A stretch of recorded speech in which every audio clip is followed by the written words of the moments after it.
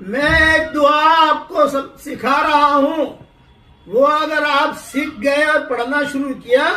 تو انشاءاللہ دنیا اور آخرت کی تنگیوں سے اللہ ہماری حفاظت کرے گا۔ اب سنیے حدیث۔ حضرت عائشہ رضی اللہ تعالی عنہ سے کسی نے پوچھا کہ رسول اللہ صلی اللہ علیہ وسلم جب تہجد کے لیے اٹھتے تو سب سے پہلے کیا کرتے تھے؟ حضرت عائشہ رضی اللہ تعالی عنہ نے جواب دیا، اٹھتے ہی آپ 10 مرتبہ اللہ اکبر پڑھتے تھے، پھر 10 مرتبہ الحمدللہ پڑھتے تھے،